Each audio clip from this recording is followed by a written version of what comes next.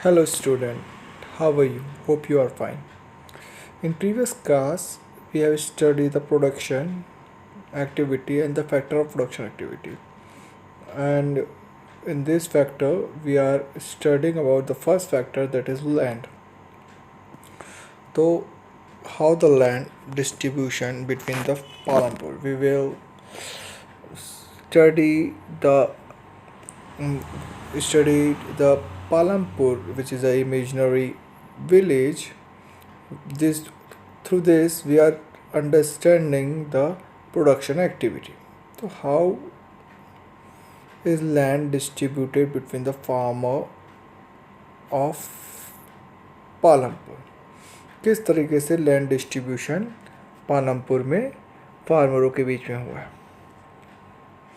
अगर हम देखें तो नॉर्मली जो पीपल्स हैं पालमपुर के, वो एग्रीकल्चर एक्टिविटी में इन्वॉल्व है और उनके पास सफिशिएंट लैंड नहीं है कल्टीवेशन के लिए। पालमपुर की जो 1/3 पॉपुलेशन है, टोटल फैमिलीज़ वहाँ पे पालमपुर में 450 फैमिलीज़ रहती है, उसकी 1/3 जो पॉपुलेशन है दैट इज़ 150 फैमिलीज़, उनके जो कि दलित्स हैं उनके पास कल्टीवेशन के लिए लैंड नहीं है। और बाकी जो बची फैमिली है, ओके, उन जो बाकी जो बची फैमिली है 240 फैमिलीज़ है, उनके पास स्मॉल प्लॉट्स है जो कि 2 हेक्टर साइज से कम है और जो कि इतना कल्टीवेशन नहीं कर सकते कि वो अपनी फैमिली की इनकम को बढ़ा सके।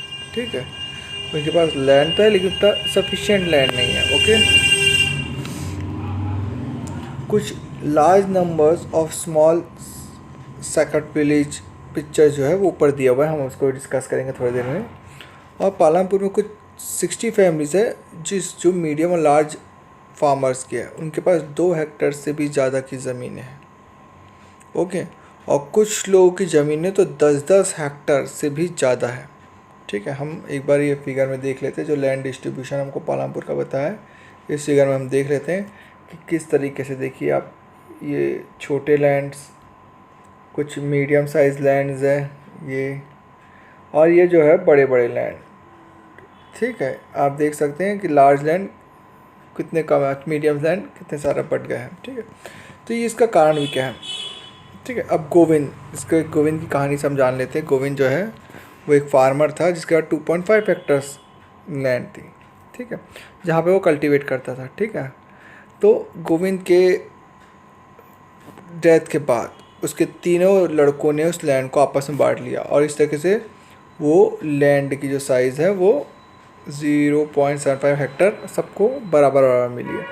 तो इस तरीके से ट्रेडिशनल जो वेज में मॉडर्न इरिगेशन फैसिलिटीज़ को रोक करके, ठीक है, तो इस तरीके से वहाँ पे छोटे छोटे लैंड बटे हुए हैं। मॉडर्न जो फार्मिंग मेथड है उनको अपनाया तो जा रहा है, पर उससे प्रोडक्शन तो बढ़ता है पर उसकी ज़िंदगी उतनी सुधार नहीं हो पाता जिस तरीके से होना चाहिए। ओके, तो इस तरीके से लैंड डिस्ट्रीब्यूशन है। अब हम लैंड के बारे में तो पढ़ चुके हैं अच्छे से। ठीक है, अब हम जान लेते हैं कि जो लेबर है, सेकंड जो फैक्टर है इम्पॉर्टेंट, कि लेबर्स कहाँ से आते हैं। तो लैंड के बाद जो लेबर जो है वो नेसेसरी है प्रोडक्शन एक्टिविटी के लिए। तो फार्मिंग जो है require a great deal of hardship. तो फार्मिंग जो है वो बहुत मेहनत का काम है। ठीक है, स्मॉल फार्मर्स हैं with the family cultivated their own field. तो स्मॉल फार्मर जो है वो अपनी लैंड को खुद कल्टिवेट करते हैं। ठीक है, और जो मीडियम और लार्ज फार्मर्स है वो लेबर्स को हायर करते हैं वर्क करने के लिए।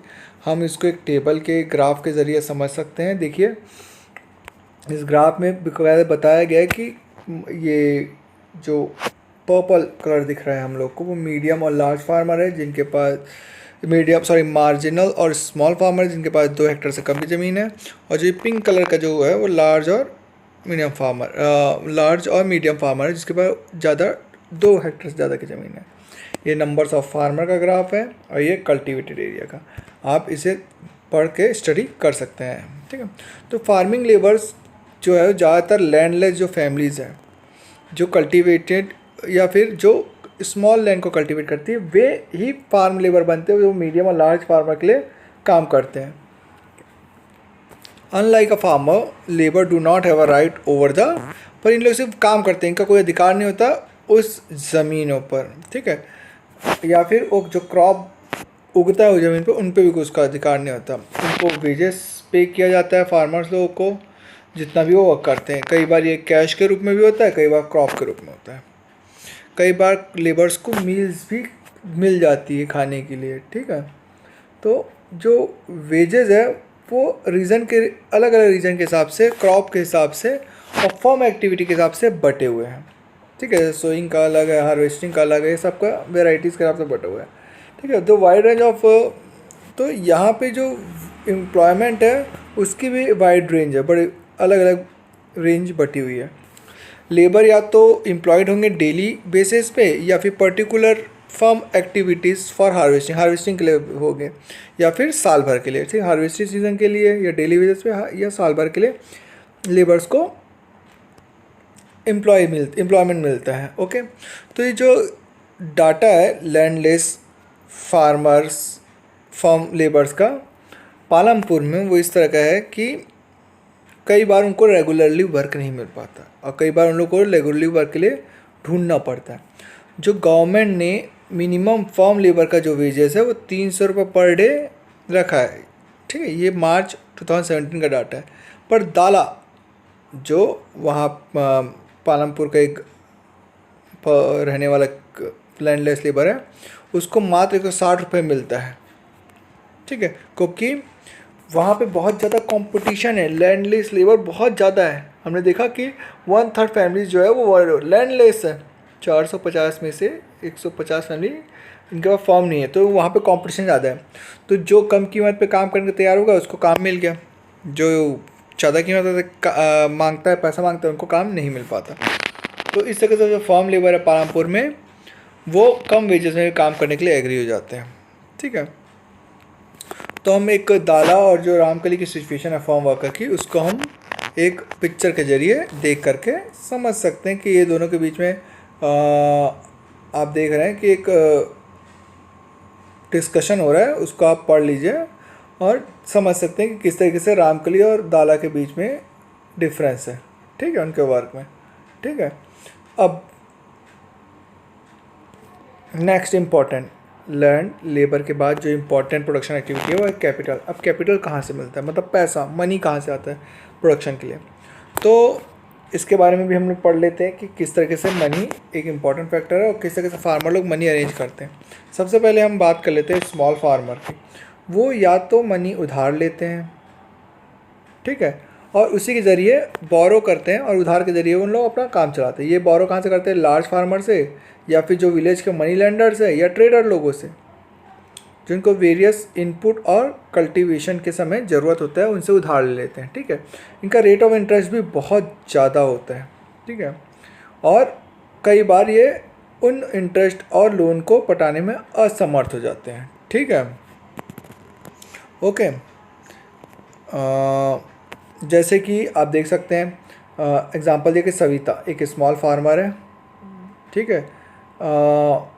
उसके बाद 1 हेक्टेयर की ज़मीन है, ठीक है। तो उसे जो वर्किंग कैपिटल चाहिए, पैसा चाहिए, जो वर्किंग कैपिटल उसको चाहिए किस चीज़ के लिए, खाद के लिए, बीज के लिए, फर्टिलाइज़र्स, पेस्टिसाइड्स के लिए जो कैश चाहिए, तो उसे 3000 रुपये की ज़रूरत थी मिनिमम। तो उसने किसी लिया तेजपाल सिंह से, ठीक है, जो एक लार्ज फार्मर है, ठीक है। और तेजपाल जैसे जो लोग हैं वो सविता को लोन में एज ए इंटरेस्ट 24% पर 4 मंथ, मतलब 4 मंथ का 24% इंटरेस्ट लेंगे। मतलब अगर 100 रुपये सविता ने लिया है तो उसको 4 महीने बाद 124 रुपये चुकाना होगा, ठीक है। और इसके साथ साथ ये तो इंटरेस्ट जो है वो बहुत हाई, इसके साथ साथ उन्हें उसने प्रॉमिस भी किया कि उसके फॉर्म में वो काम भी करेगी। कितने रुपए में, 100 रुपये पर डे में। तो 300 रुपये गवर्नमेंट है, उसको भी 160 से और कम 100 रुपये में उसको काम करना होगा, जो कि बहुत ही ज़्यादा कम है। और इस तरीके से सविता जो है वो काम करती है। अब वो उसके पास कोई उसके ऊपर मजबूरी भी है कि वो कैसे करेगी। उसके पास वो 3 बच्चे हैं जिनको उसको पालना है, खिलाना पिलाना है। तो ऐसी कंडीशन में सविता जो है वो बड़े बड़े जो फार्मर्स हैं उनसे उधार लेने में मजबूर है। इसके अलावा जो एक कंस्ट्रक्ट है स्मॉल फार्मर और जो मीडियम फार्मर और लार्ज फार्मर में, ठीक है, मीडियम फार्मर और लार्ज फार्मर के पास जो अपनी है सेविंग्स रहती हैं, जो फर्म से उन लोग सेव किए रहते हैं, वहाँ से वो पैसा अरेंज कर लेते हैं, अपने कैपिटल को नीड को अरेंज कर लेते हैं। अब ये सेविंग आती कहाँ से, इसके बारे में भी हम डिस्कस करते हैं, ठीक है। तो आती कहाँ से, ठीक है, ये है sales of surplus farm product, यहाँ से उनकी सेविंग आती है। अब हम बताते हैं कैसे। अब जो मेन क्रॉप है पालमपुर का वो है वीट। वीट का प्रोडक्शन बहुत ज़्यादा होता है, ठीक है। तो ये जो वीट है, तो इन लोग जो ये वीट है हार्वेस्टर जो प्रोडक्शन होता है, ये वीट के साथ करते क्या है, इतने ज़्यादा वीट उगती है तो उनके साथ करते क्या है, कुछ तो वो अपनी फैमिली कंजम्पशन के लिए रख लेते हैं। फैमिली कंजम्पशन मतलब लोग घर के इस्तेमाल के लिए, ठीक है। और बाकी जो बचा हुआ सरप्लस वीट है उसको बेच देते हैं। स्मॉल फार्मर जैसे सविता और गोविंद है, उनके पास सरप्लस के लिए बहुत ही कम वीट बचता है। ज़्यादातर वीट उन लोग बचा लेते हैं, कंजम्पशन के लिए इस्तेमाल हो जाता है ताकि वे खा पी सकें, ठीक है। तो ऐसी फैमिली जो है उनके पास ज़्यादा वीट्स होता नहीं है, सरप्लस ज़्यादा होता नहीं, तो फ़ायदा नहीं हो पाता। जो भी बिका वो सारा का सारा उधार देने में या उसका ब्याज चुकाने में चला गया।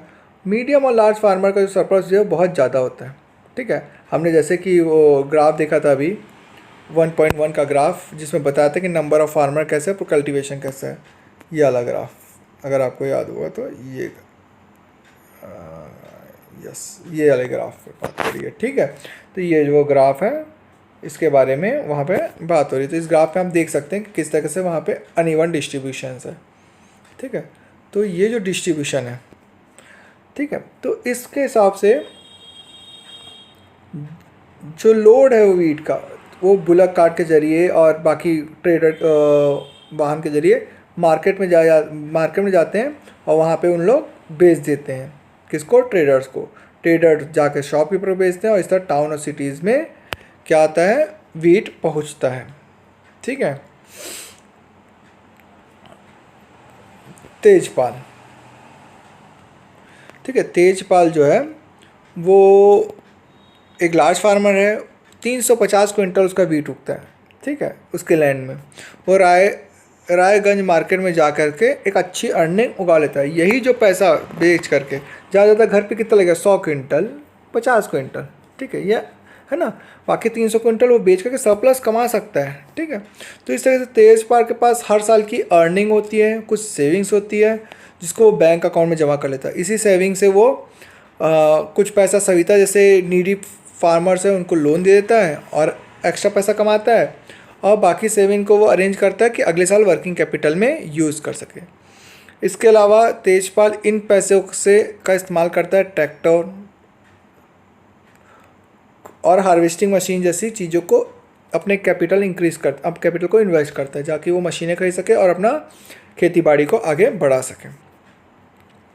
तेजपाल सिंह और बहुत से मीडियम फार्मर जो सरप्लस का प्रोडक्ट है, इसके अलावा अपने सेविंग्स को सीज़न के समय में कैपिटल की तरह यूज़ करते हैं, ठीक है। इसके अलावा सम फार्मर्स हैं वो अपनी सेविंग से कैटल्स, ट्रक्स और शॉप्स जो है एक्स्ट्रा अर्निंग के लिए लगा देते हैं, जिससे उनकी आमदनी हो सके, ओके। तो इसे जो शॉप्स है इनके बारे में हम लोग अभी नॉन फार्मिंग एक्टिविटी में अच्छे से पढ़ेंगे, okay student. Non farming activities, ठीक है। नॉन फार्मिंग एक्टिविटी गांव में पालमपुर में 25% जैसे लोग हैं जो नॉन फार्मिंग एक्टिविटी में इंगेज है। ये नॉन फार्मिंग एक्टिविटीज़ क्या है? ऐसी एक्टिविटी जो फॉर्म से रिलेटेड नहीं करती। पहली है डेयरी, ठीक है, जो मैक्सिमम जो कॉमन एक्टिविटी है फैमिलीज़ की पालमपुर की नॉन फार्म एक्टिविटी वो डेयरी है। पीपल जो है वो बफेलो और वेरियस काइंड ऑफ कैटल्स को फीड करते हैं ज्वार और बाजरा से, जो कि रेनी सीजन में वे उगाते हैं, और उसके मिल्क को वे रायगंज जो पास का एक गांव है या पास का एक गांव है, बड़ा गांव है, वहाँ बेचते हैं। कुछ जो ट्रेडर है वो शाहपुर टाउन से भी आते हैं और यहाँ से दूध का ट्रांसपोर्टेशन शहर और टाउन्स में करते हैं। तो ये एक नॉन फार्मिंग एक्टिविटी है जो पालमपुर में होती है, डेयरी। ओके, इसके बाद एक अगला एग्जांपल है, वो है मैन्युफैक्चरिंग यूनिट्स। जो छोटे छोटे मैन्युफैक्चरिंग यूनिट है, पालमपुर में 50 जो लोग हैं वो मैन्युफैक्चरिंग करते हैं पालमपुर में। ये मैन्युफैक्चरिंग ऐसे ही है जैसे बिग फैक्ट्रीज़ में, टाउन सिटीज़ में मैन्युफैक्चरिंग होता है, वैसे ही छोटे रूप में सिंपल प्रोडक्शंस में पालमपुर में मैन्युफैक्चरिंग में ये जुटे हुए हैं। ठीक है, ये एक स्मॉल स्केल में होता है। मोस्टली जो है लेबर्स लोग हैं वो अपने घर से ही ये काम को करते हैं। ठीक है, जो फैमिली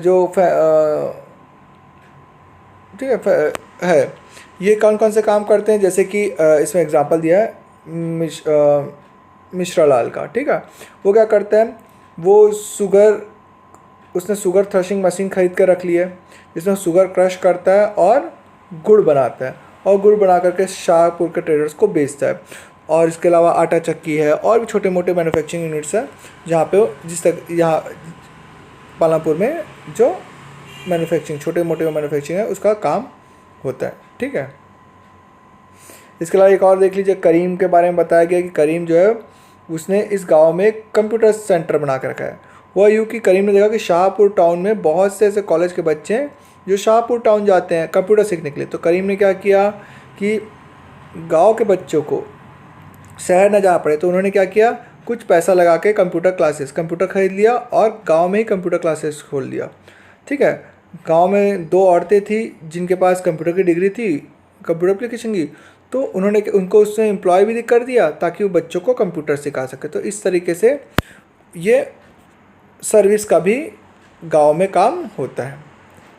ठीक है, इसके अलावा शॉपकीपर्स ऑफ पालमपुर, बहुत से शॉपकीपर्स है पालमपुर में जो गुड्स एक्सचेंज का काम करते हैं। ठीक है, यहाँ पर rice, wheat, sugar, oil, biscuit, soap, toothpaste, candle, notebook, pen, pencil, cloth, ये सारे छोटे मोटे सामान इस स्मॉल जनरल शॉप में मिल जाते हैं। ठीक है, ये स्मॉल जनरल शॉप में या गांव में मिल जाते हैं। तो इस तरह के जो है स्मॉल शॉप गांव में हम लोग को मिलते हैं, जहाँ पे स्मॉल ईटेबल चीज़ें मिलती है बेचने के लिए। ज़्यादातर ये कहाँ पे होता है, बस स्टैंड के आसपास, जहाँ से ट्रांसपोर्टेशन की फैसिलिटीज़ होती है। छोटा मोटा रेस्टोरेंट भी होगा। इसके अलावा ट्रांसपोर्टेशन, फोर्थ जो नॉन फार्मिंग एक्टिविटी है वह ट्रांसपोर्टेशन। पालमपुर में ट्रांसपोर्टेशन जो है रायगंज से रिक्शा वाला, टांगा वाला, जीप, ट्रैक्टर, ट्रक, इस तरह का ट्रांसपोर्टेशन होता है। ये बुलक कार्ट में बहुत से सामान ट्रांसपोर्ट होते हैं, सामान भी, जैसे वो मिश्रा लाल जो गुड़ बनाता है वो भी ट्रांसपोर्टेशन बुल कार्ट से होता है। ठीक है, इसके अलावा और भी ट्रेडर्स लोग हैं जो अनाज बनाते हैं, तो उनको ट्रांसपोर्ट करने में काम आता है। ठीक है, अब इसमें हम एक कहानी सुन लेते हैं। किशोर की जो फार्म लेबर था, उसने क्या किया अपनी फैमिली को नीड को पूरा करने के लिए। ठीक है, उसने क्या लैंडलेस लेबर था, उसने बफेलो खरीदी।